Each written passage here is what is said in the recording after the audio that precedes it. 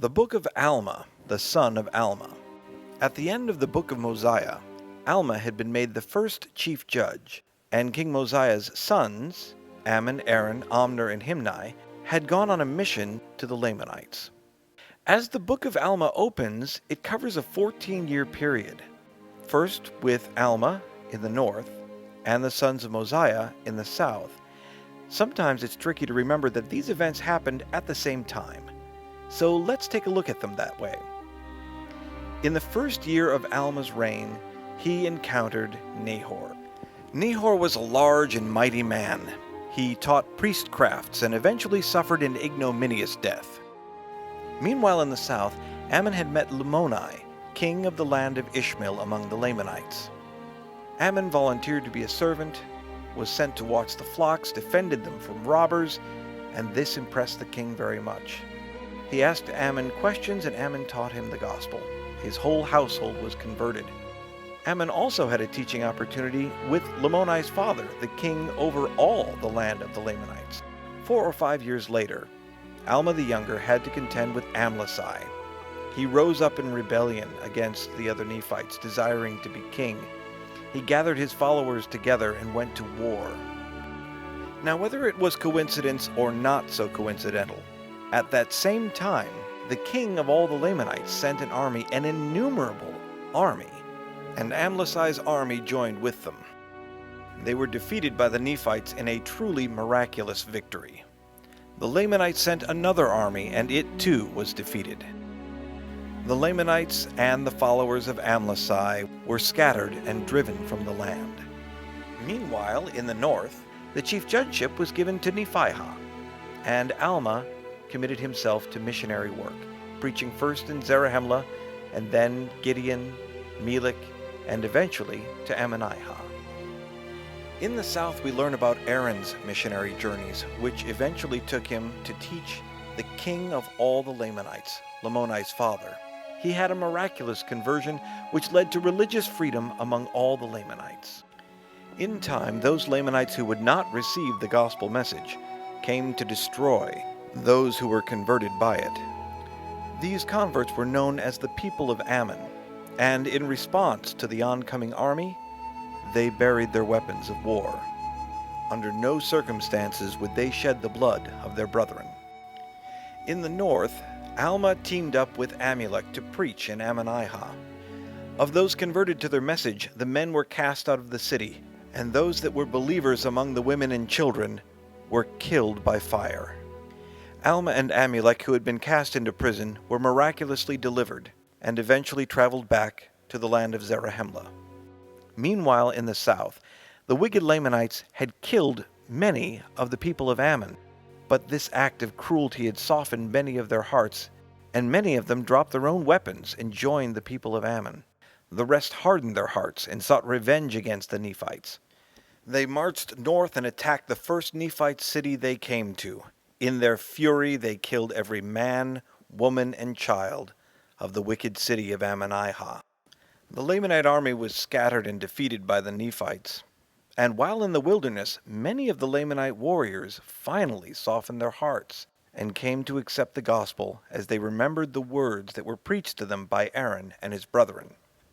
After 14 years, Alma and Amulek met again in the southern lands of the Nephites. Permission was given for the people of Ammon to find a home among the Nephites. They were given the land of Jershon, and the Nephites covenanted to protect them. And that promise was almost immediately put to the test. A massive Lamanite army invaded to destroy the people of Ammon. The Nephites protected them, but Mormon describes it as a tremendous battle, even such an one as never had been known among all the people in the land from the time that Lehi left Jerusalem.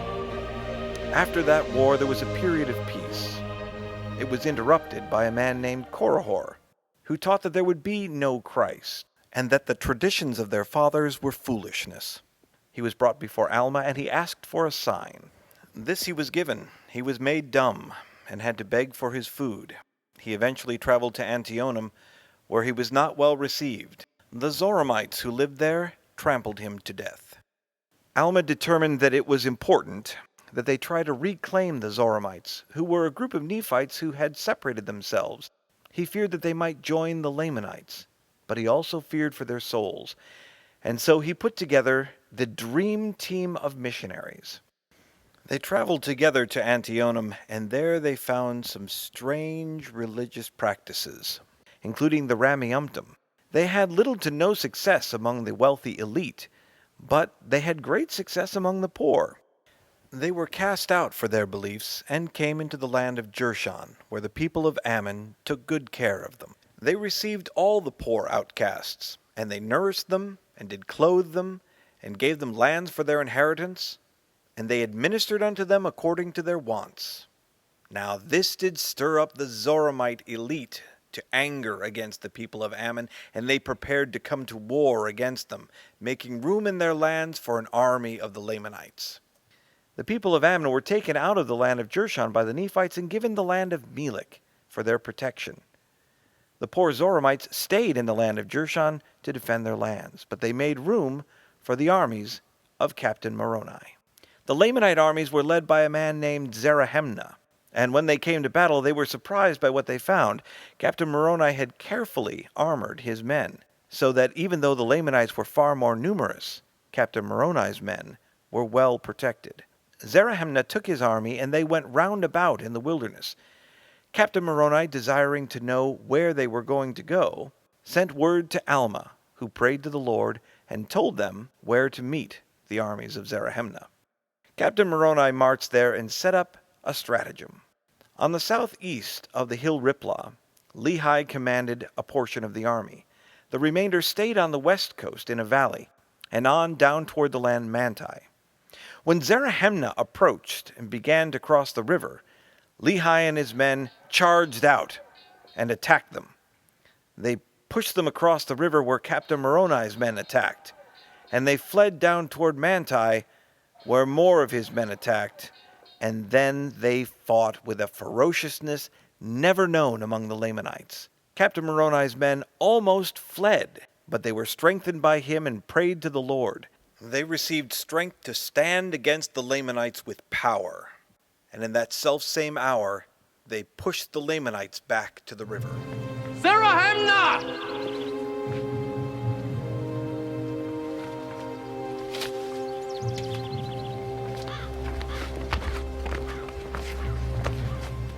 We do not desire to be men of blood. Zarahemnah and his men eventually gave up their weapons of war and departed out of the land with a covenant that they would no more come to war against the Nephites. In the short period of peace that follows, Alma the Younger gave a special prophecy to his son Helaman, and then he left Zarahemnah as if to go to Melech, but he never reached the city, and no one knows what happened to him. And then there arose a large and a strong man, and his name was Amalickiah. Amalickiah was desirous to be king, and he had many followers. Captain Moroni was compelled to rent his cloak, write upon it, "In memory of our God, our religion and freedom, and our peace, our wives and our children," and he tied it to a pole and lifted up what he called the title of liberty, and many flocked to the banner. When Amalickiah saw that he was outnumbered, he fled. Captain Moroni and those that followed him were able to stop all but Amalickiah and a few followers who escaped into the land of the Lamanites. Now Amalickiah became friends very quickly with the king of the Lamanites, and compelled him to wage a war against the Nephites. The king was convinced, but only a part of his army was willing to go. The rest rebelled against him, and chose a new king. His name was Lehanti. And Lehanti and the majority of his army, which refused to go to battle against the Nephites, were holed up on Mount Antipas.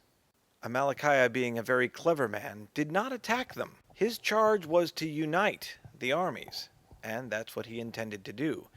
He sent embassies up to Lehanti for him to come down, but he would not come down and hear the words of Amalickiah. So Amalickiah instead came up almost to the camp of Lehanti and told him that he could even bring his guards.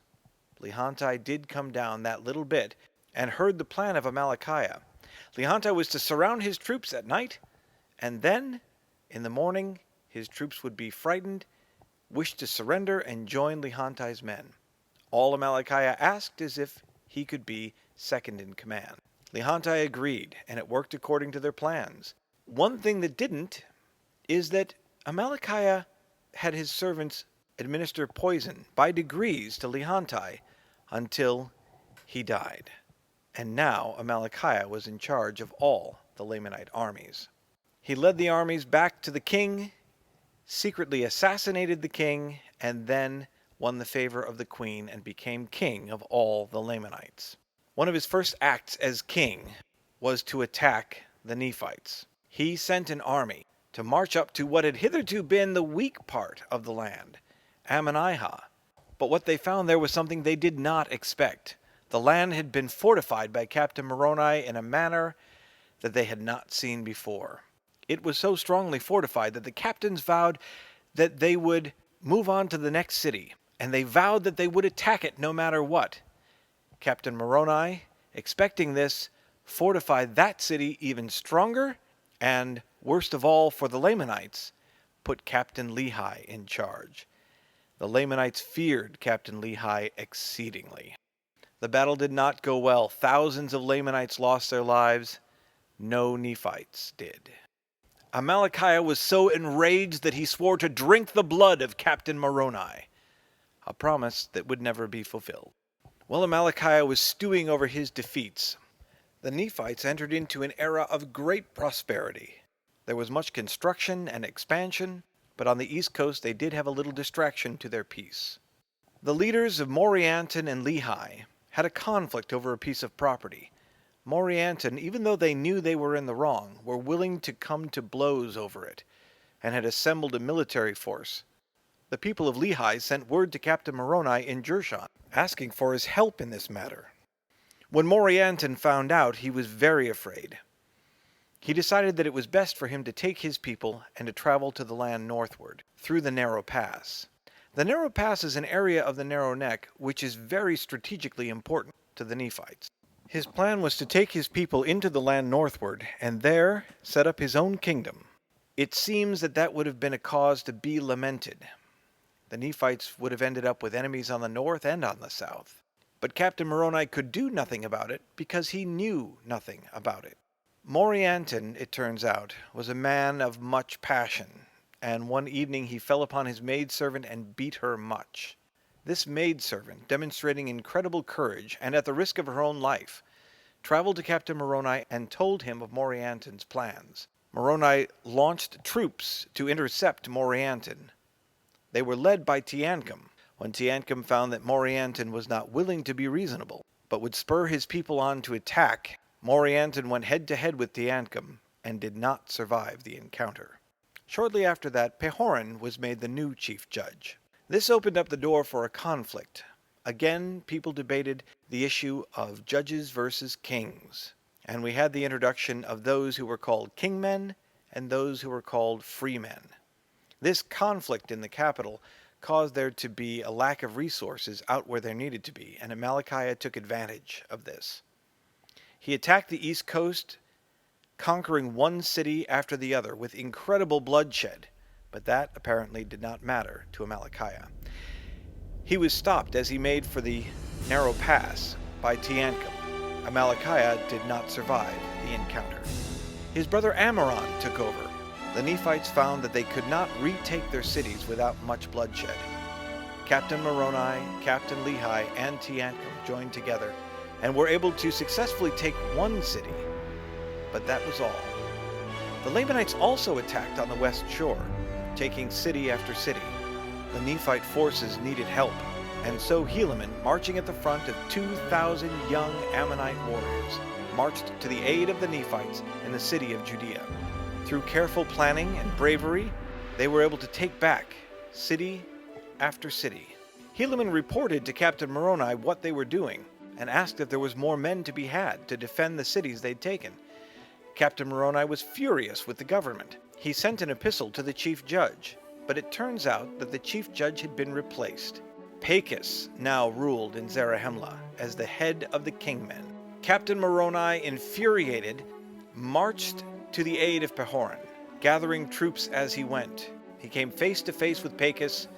An encounter that Pachus did not survive. After giving the capital back to Pahoran, Captain Moroni and his army marched back to the east wilderness and could not be stopped. City after city fell in front of Captain Moroni until he came to Lehi and Teancum. They joined and converged on the last remaining stronghold of the Lamanites in the city of Moroni. Ammoron was there but did not survive the encounter with Teancum. Teancum also lost his life, but the war was over. The Book of Alma ends with Helaman returning to the ministry and establishing the Church of God throughout all the land.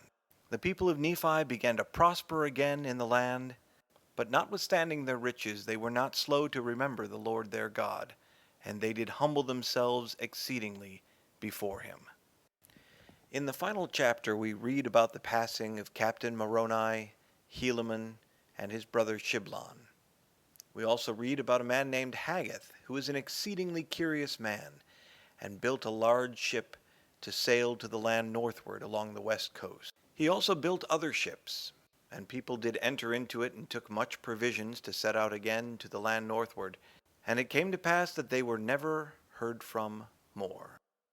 In the final verses, we are told that some dissenters had gone unto the Lamanites and stirred them up to anger against the Nephites. They came down to war with a numerous army against the people of Nephi, whose armies were now led by Captain Moroni's son, Moronihah. They were beaten back and suffered great loss. And thus ended the account of Alma, and Helaman his son, and also Shiblon, who was his son.